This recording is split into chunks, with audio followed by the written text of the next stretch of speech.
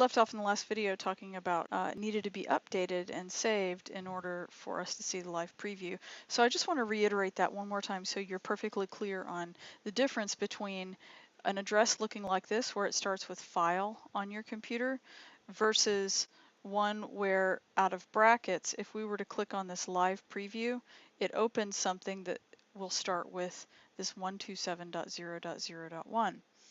And as a reminder, just to be very clear, brackets as part of the application has this like little mini, sort of like a web service, but what it does is it runs so that it's constantly checking to see for updated changes in your file so that it can show you without you having to save and commit to changes. Now, the reason that I had you open that other file up before is if I tried to inspect this with the Google Chrome inspector, you see this little orange light. If the page that you're running is a result of being run by the live updater, then you're going to see all these data brackets IDs in your Google Chrome inspector window, and that I find is a little bit confusing. So to reiterate, I love brackets because I love being able to use this live preview tool just so I can visually see what's really happening in my browser. That's wonderful. However, if I'm going to close this, turn that off, and then it tells me my development session has ended. If, however, I want to be able to truly use the Google Chrome inspector on the actual file that has been saved, then I need to make sure that I save all of my files, both the HTML file and the CSS file. And remember, in brackets, up here in the title bar area, it'll show a little dot next to it if it's unsaved. And if the dot is not there, then it is the saved version. So then what I would need to do if I wanted to actually look at the saved version is I'd have to go into my file system and I would have to open that index page in Google Chrome, and it would open it without using the live preview for brackets, okay? And the value of this, let me just point out the value of this, is that I can hover over stuff that is in this HTML and I can start to inspect it visually by seeing what has a margin, how padding is being applied, and so forth. And that is incredibly valuable. And so one of the things that you might wonder is like, okay, well, why are these spaces in between? Remember, we haven't applied margins or padding to any of the articles or the sections. So why is that appearing? Well, if you were to sort of drill down into these and go to the very last element that is in, say, for instance, that nav, it's an unordered list. Well, unordered lists by default are going to be assigned by the browser default style sheet to have top and bottom margins. In addition to that, you'll see that where the bullets are, it turns green. That means if you were to look down here, it's padding. Green is padding, margin is orange, border is like a yellow color. And blue, of course, is the actual element just all by itself without anything added to it. So in this box model view, you can see that this unordered list, the blue is what the actual element takes up in the amount of space it occupies. And it tells us down here it's rendered out to be 456 pixels by 69 pixels tall. All right, and then the browser style sheet is adding 40 pixels. You can see that here, 40 pixels of padding, and you can see it over here where I'm highlighting. You can see that in green. And then the margin is 14.4 pixels. And again, that is just sort of the current rendered state. If I were to change the viewport, you can see that the element is a different size. Now, the other way that you can see that, let me open this up a little bit more, and I'll open this up some more, is that whenever I have an element chosen in the inspector, it will show me the styles that are being applied to it right here. And you can see that anything in, by the way, anything that is in gray like this, it says user agent style sheet, that means that it is the browser's default style sheet that is applying these things. And it tells you the specific rules that are being applied. And it's because we haven't told it any other rules that it should be applying to override these. And so that's why these are kicking in. We're not going to go too deeply into this because Brackets does have a live preview, there's some things that are really nice to just change in brackets, and then you don't have to worry about transferring styles over. However, one thing that brackets can't really do, or doesn't do yet, at least at the time of this video, is it doesn't have this ability to turn something on where you can hover over things and then just go and make live changes down here. And when I say live, I don't mean that they actually make changes to the document, but it would make temporary changes in the browser just so you can see how something is affected by something else, right? So for instance, if while I have this UL highlighted, one of the things that I could do is I could say, well, all right, let's see if I add a new style, this little plus symbol right here will detect that I had, because I had the UL selected, it says, hey, I think that what you want is for me to make a rule for the UL. So it makes a UL selector. All right. And then you can click inside of here and you could say something like margin 0, for instance. And now if we were to hover over this, you see that the margin is gone. It's not orange down here anymore, but you might be wondering, okay, well, why is that margin still there? Well, it's also because if you look at this and we inspect this guy, that is a heading level. Heading levels 1, 2, 3, all the way down to 6. We have heading levels that go all the way from H1 to H6, H6 being the lowest level. A heading level by default will have its own margins that the browser will apply if we don't override them. And so you can see what's happening as I hover over it. So what I can do, if you wanted to style them intentionally, is we could make, I'm going to make a new rule, and instead of just doing it for H2, I'm going to go ahead and cursor back here, and I'm going to make a grouped selector for H1, H2, H3, and if we decided later to add an H4, H5, and H6, for instance, then it would just automatically apply. And what I could do here is I could say margin 0. And what that does is it resets it back to 0.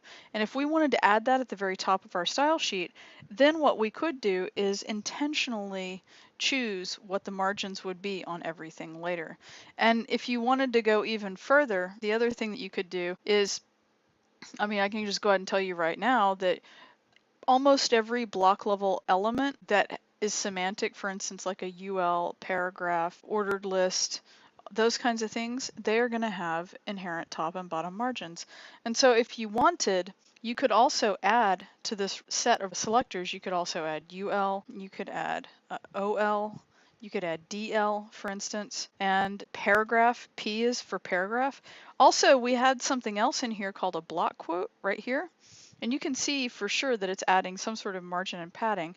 We could add block quote, okay, and there we go. And so now you can see that it reset all of those things.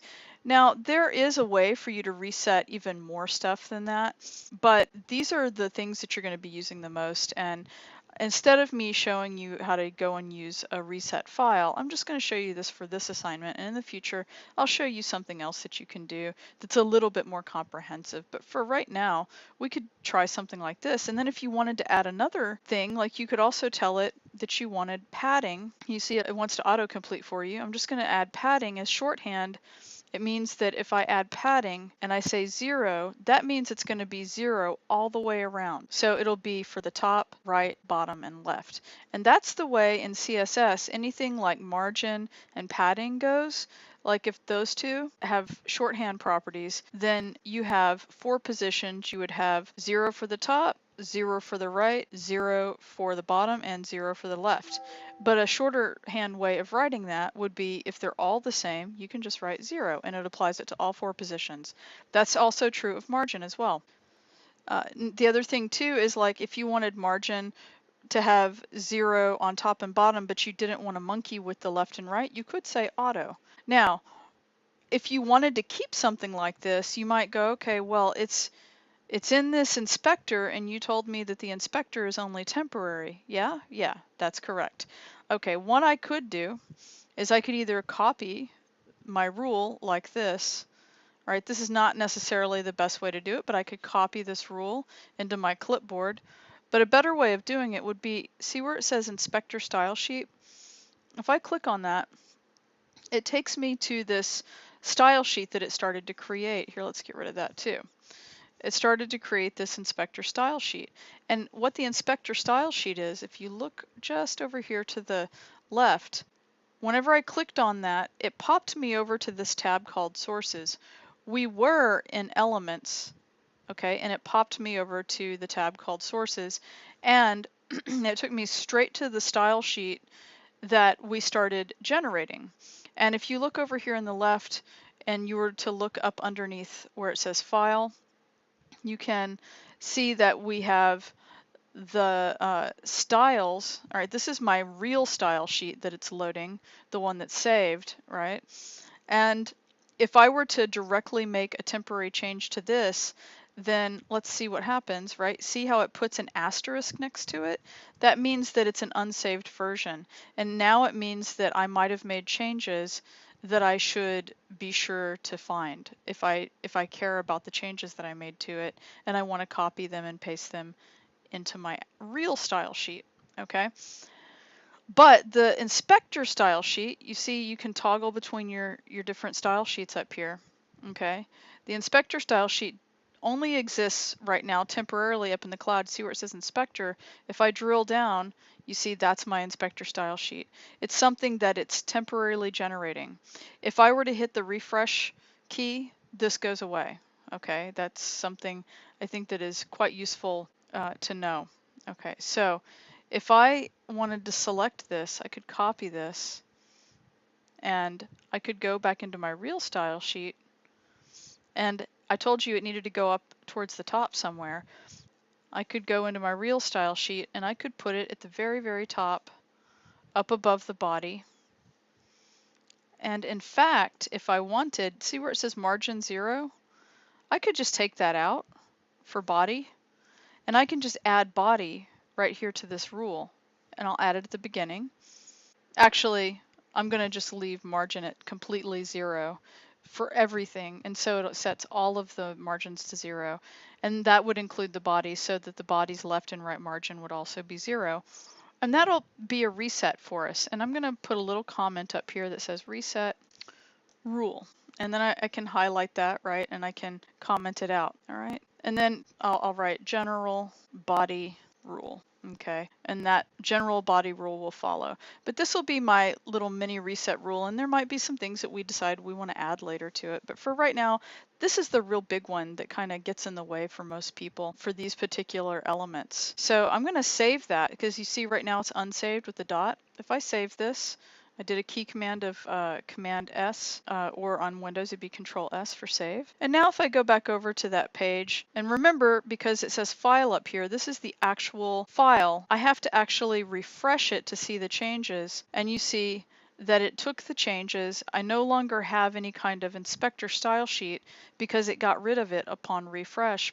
Because remember, these are temporary changes. And then if you look, this is my actual style sheet, and it's showing that it does reflect my changes in the style sheet. So that's another way that you can kind of fool around with this. And if I go back to elements, you see that it takes me back to the rendered HTML. There's something else I want to point out really quickly about using the inspector that's really useful to understand. All of the stuff that you see here over on the right, anytime you click on something, you say inspect element, what's happening is it's showing you what the browser has rendered out. So that way, for instance, if you have errors in your CSS or in your HTML, for instance, like if you forget to close a tag or something like that, what you're going to see over here on this side is going to be the browser's best guess at how to fix your problem. It's not the actual code that you wrote necessarily over here.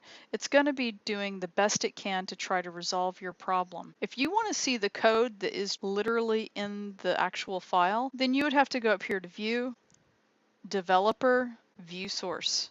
And this will show you the actual code. And so a lot of times students will look at stuff and they'll look at it in the inspector trying to figure out, you know, where they went wrong if something doesn't look right. And they can't really figure it out because maybe this is trying to fix it. If you want to see what your actual code is in a different way, you can always go up here to View, Developer, Source. And so if you're missing the end of an A tag, for instance, that could potentially throw off the entire rest of your page where everything is underlined in blue or something, right? So the thing is, in this view, the error will actually be represented the way that it really is in the code. But in this inspected view, the rendered view, there's a very good chance that the error won't be as obvious because Google will try to fix it.